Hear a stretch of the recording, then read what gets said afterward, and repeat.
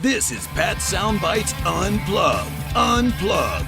The podcast where all the artists go to tell it as it is. Careers, music, tours, and more. And here's your host, the man that refuses to eat squid, Pat Calamari. Hey, Pat Calamari here. Hope everyone is doing well. You know me, keeping new music alive on the radio, on the video, doing all kinds of chats, doing a lot more Zoom than on the podcast, but I got a good one for you today, and probably a bunch more this week. All good ones, I should say. Hey, don't forget to subscribe. Follow my podcast, Pat Soundbites Unplugged, whether on Deezer, Apple Podcasts, Simplecast, iTunes, Spotify, Pandora, iHeart. I'm on them all. Also find me on Twitter and Instagram. And don't forget my Patreon page. Become a fan club member. Go to the early access tier. Can get shout outs.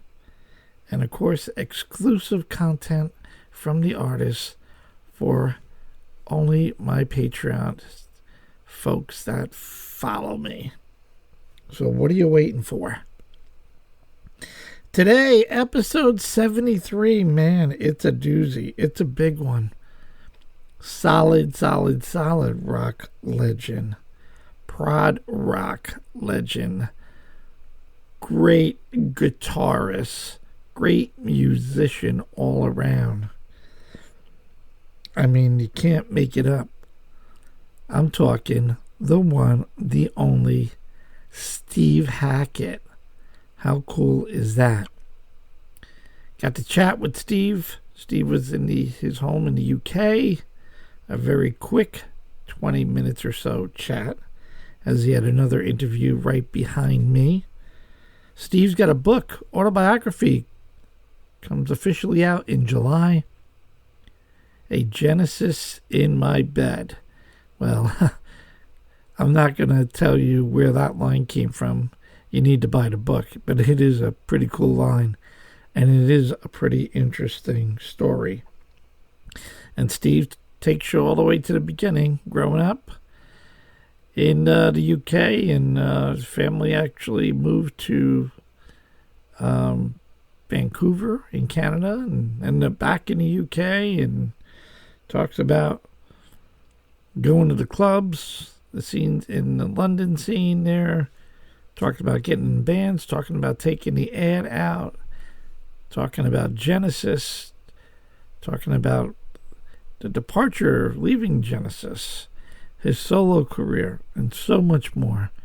What a super guy. Great chat.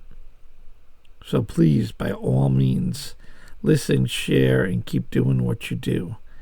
I can't thank you all enough. So, without further ado, go out and buy the book, A Genesis in My Bed. Really cool stuff. And an easy read. Not too bad. I couldn't put it down, I can tell you that. All right, live, love, and laugh a lot, because life is way too short. Enjoy my chat with Mr. Steve Hackett. WBXO, classic rock redefined in conjunction with Pat Soundbites Unplugged. Such an honor to have one of the most influential rock guitarists of all time on the line, the amazing Mr. Steve Hackett. How are you, Steve? Very well, Pat. Nice to talk to you. Thank you for your time. Steve's got an autobiography which launches out in July, A Genesis in My Bed. I got to tell you, Steve, once I opened it up, I couldn't put it down. A great read. Thank you. Yeah, I had a great time doing it. It's taken about 15 years to finish off. It started it ages ago, and of course it got finished off this year, and it'll be out next month. Wow. I mean, you talk really candid about your early life, your time with Genesis, some personal relationships with the other four members, great insight of being in this major band, and all the way to where you are today. Steve, let me just take you to the beginning, and then I'll touch upon some notes that I have. I mean, reading the book, your family was somewhat musically inclined, right? On your, I want to say your dad's side, and it started with harmonica for the most part. That's right. Yeah, yeah. He played a number of instruments just for fun. He was a very clever guy, and no longer alive now. But he introduced me to harmonica, and I was dead serious about it from the age of 2. His harmonica became mine, and I was working on it ever since then.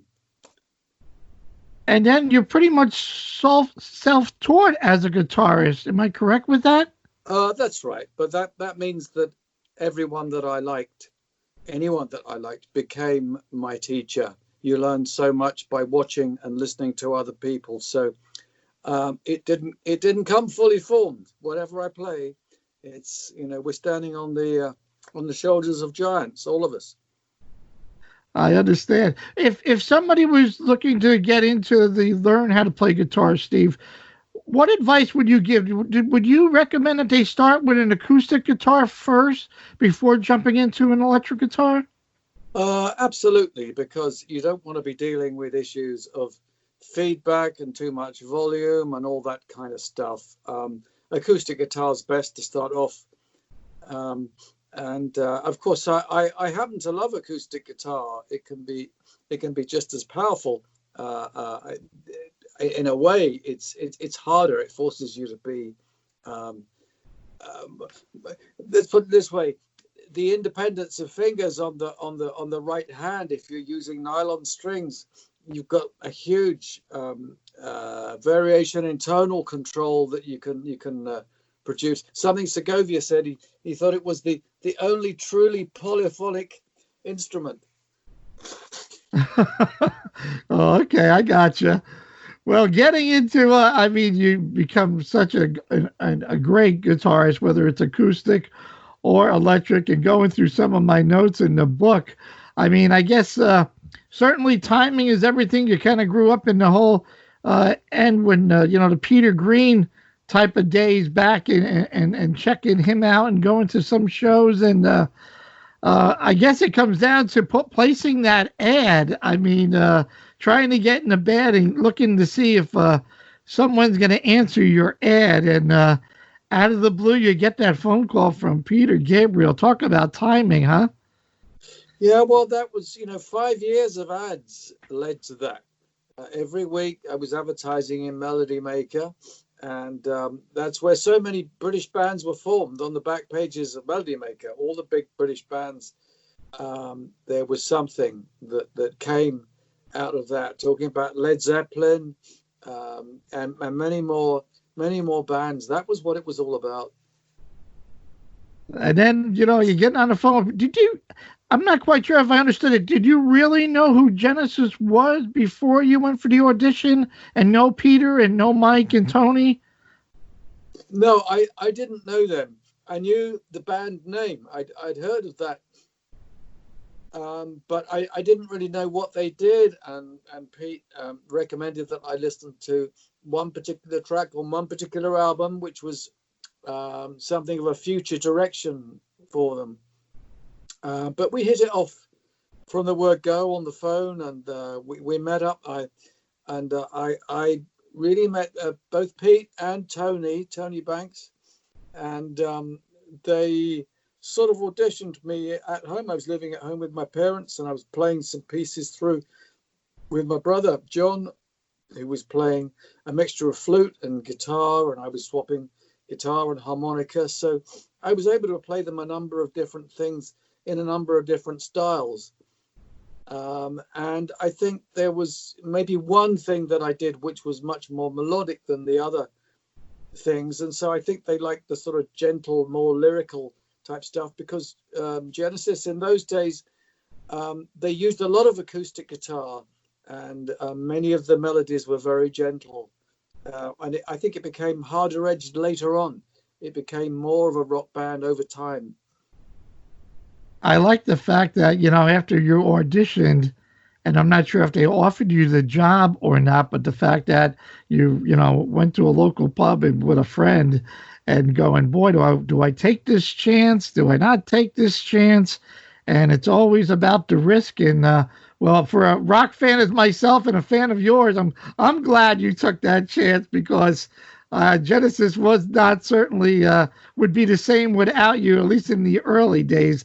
I think you made such a big influence. Yeah. Working and having that chemistry with the three guys for sure. Yeah, it's funny that, isn't it? I was thinking also, John Paul Jones of Led Zeppelin said that, he'd worked a little bit with Jimmy Page, and then he read that Jimmy Page was looking for a bass player to put together a band, and he said to his wife, "Oh, he's probably already got a bass player." And his wife said to him, "Why don't you give him a call anyway?" So it's always someone else who gets to make up your mind for you. And otherwise, we might well just sit at home and have made another kind of decision, and history would take a very different turn. But those key moments, those tipping points, they involve other characters. I mean, I wasn't at all sure. I'd hardly spent a night away from home, and suddenly I was going to have to live with this band and, go out on the road with them and go and write with them off somewhere else. Yeah, we write and work in the country, all this kind of stuff out of town. I was a town boy, so it was a big shock to my system doing all of that. But I'm glad I bit the bullet and did it. Wouldn't anybody? Yeah, absolutely. And then you get to go to Peter's house and room with Peter. I like the line, and I wrote down here: board a spaceship to a new planet with a bunch of aliens. I mean, it's all about the risk, right? I mean, timing, the risk. I mean, if you don't take the risk, again, why put in the ad? So congratulations. Good for you to do that. I like the fact that you really, in the book, you noted Buddy Rich, Steve, and you really give homage to Buddy Rich and his style of music, which you mentioned, like in the progressive rock, which I thought was very interesting. And I don't know how many people would understand that. I think that's really, that was a good line there to add him. Tell me about that. Sure. Well, I think it was Phil Collins who first turned me on to Buddy Rich. And in fairly recent years, I bought some stuff that they were a little bit like maybe classical music that had become jazz standards. And I was thinking of the film Kismet that my mother loved so much. In other words, the music of Borodin, which becomes a Hollywood musical, and the track Baubles, Bangles and Beads, which I think is from, I'm trying to think of the original piece, Prince Eagle or something or other, with Borodin. And Buddy Rich's version of that has got all these accents, these jazz accents, but it means that the band are really, really tight, and you can start to see the roots of what influenced bands like Yes and Genesis. The use of time signatures and accents, syncopation, what makes a rhythm swing, what makes a melody swing, what makes it work. So there's one eye on that and one eye on classical music from the team I was working with called Genesis. And it's a fusion of those very separate schools of thought. I thought it was very interesting, and it's eye-opening for me, and I think it'd be very eye-opening for the listeners and the folks that read the book. The other one that stuck out was, I think, tell me the importance of adding that instrument, the mellotron. I mean, you were like really hooked on to go, look, I think we need to get one of these, and I think it was King Crimson that had one, and you and Tony go out and buy one. And tell me the importance of that. Did that help your sound, or besides the band sound? Well, shortly after Ian MacDonald, who'd been responsible for writing a lot of that original music on in the Court of the Crimson King, I befriended him. I was with a band a year before Genesis called Quiet World, and we were making an album.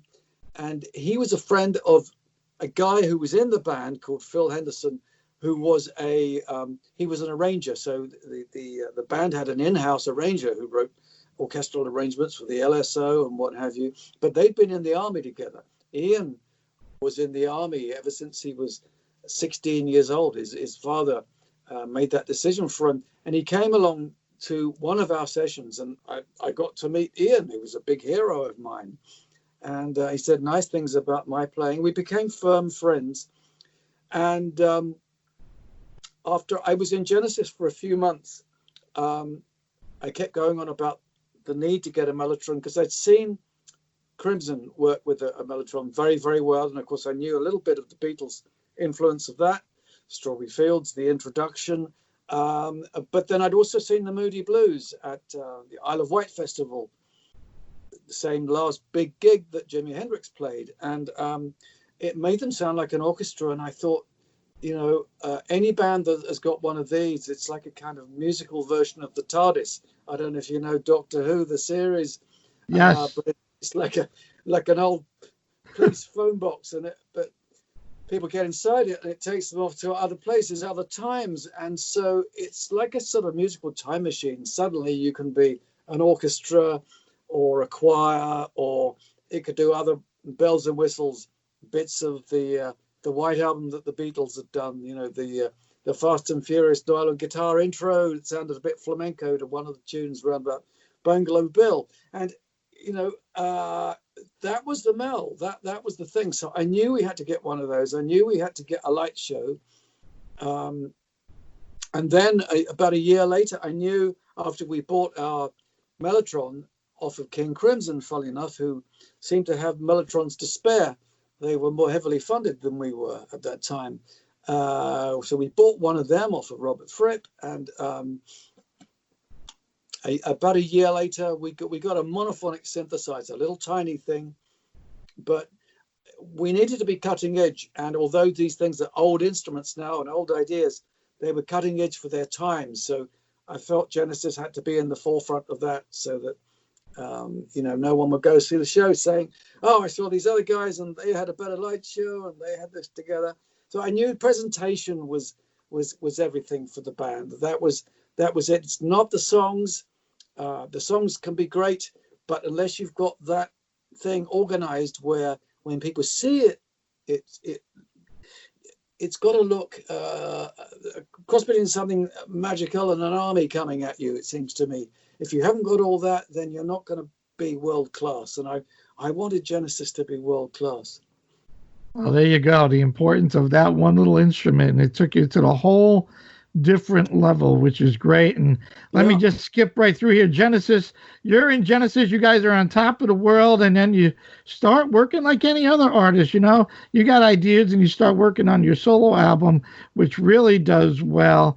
And I guess I don't want to say my killer question for you, but the one then you start working on your second solo, and for the love of me, I have no idea why Mike or Tony would say, "Hey, it's either us or your second thing." I mean, they had their own thing going on. Were they just jealous? Were they envy?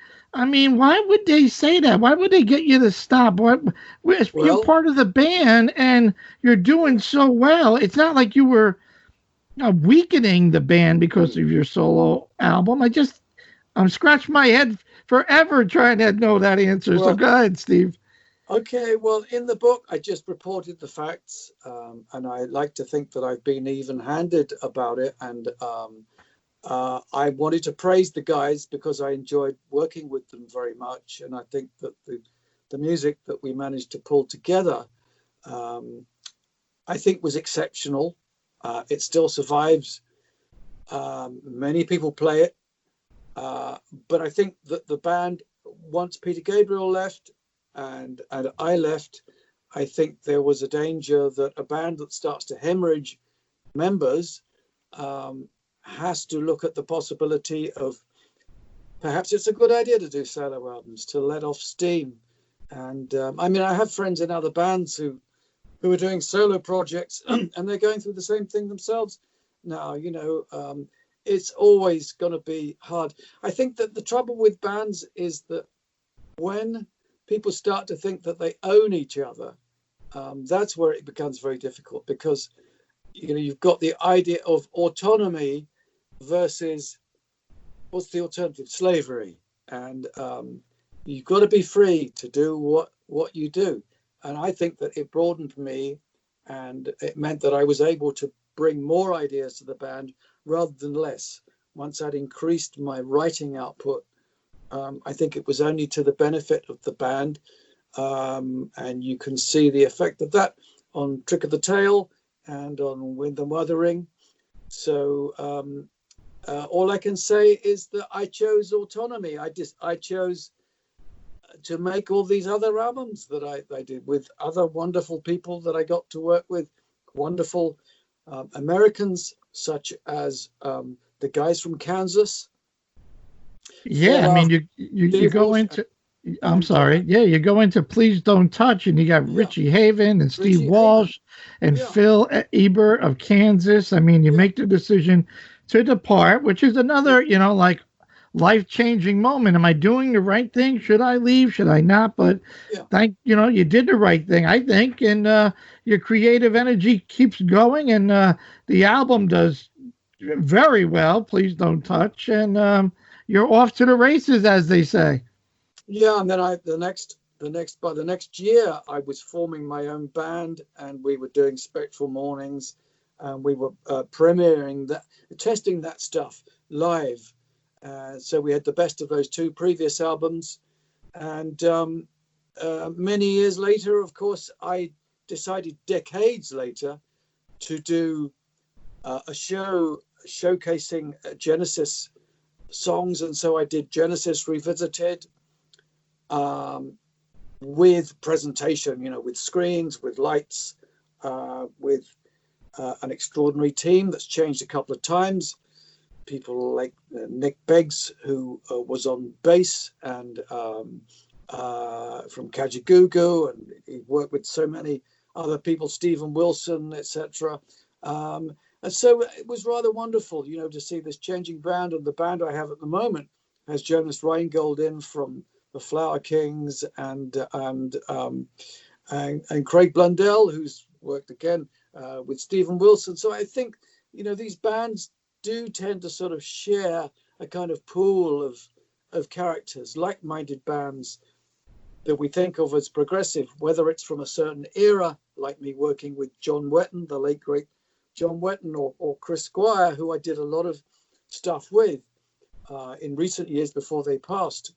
Both hugely talented, influential characters, giants of, this genre that is pan-genre, that's so many styles and full of surprises. So wonderful to work with them, and lovely to be working now. In lockdown, I'm recording like crazy every day. Well, yeah, I was going to ask you. I know you're a busy guy. You did a small little stint with GTR with Steve Howe, produced by the wonderful Jeff Downs. And you continue to do your own little thing. You're in the Rock and Roll Hall of Fame in 2010. Congratulations on that. I got to say, your last three solo albums have really charted well worldwide. I mean, I fell in love with The Edge of Light. I've been playing, my theme of my radio show is keeping new music alive. And I always play Under the Eye of the Sun, which is such a beautiful song, and Beast in Our Time. I mean, I'm always playing tracks from your solo album, but your last three have really taken off. Thank you. Yeah, I think that At the Edge of Light is probably the best rock album I've done, and I've done a lot of albums. It's just that something came together on that album, and I think all these different styles that I've been trying to work for quite some time, I deliberately didn't do an acoustic track on it because I wanted to keep the pace up. And the one you mentioned, Under the Eye of the Sun, is very basically fast and furious.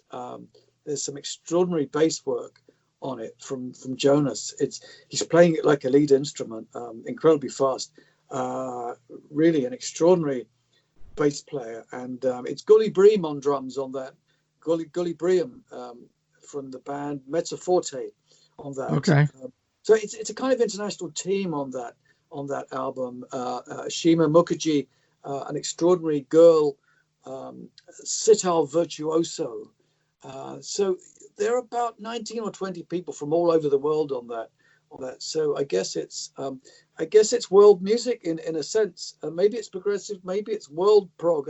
I don't know. There's not really a way of describing it, but it's got orchestral stuff and it's got rock stuff. Many things on it, and it feels like that was the best one. But I fall in love with every album that I do, particularly in recent years. I've been very lucky to work with great teams, so I don't really think of them as solo albums. I think that, yeah, I get this pool of talent together, but it's what they bring to it. Extraordinary people. I gotta add, I know my time is running out here. I gotta add Blues with a Feeling. Oh my goodness. Your harmonica playing. I mean, we love you for a guitarist, but your harmonica playing.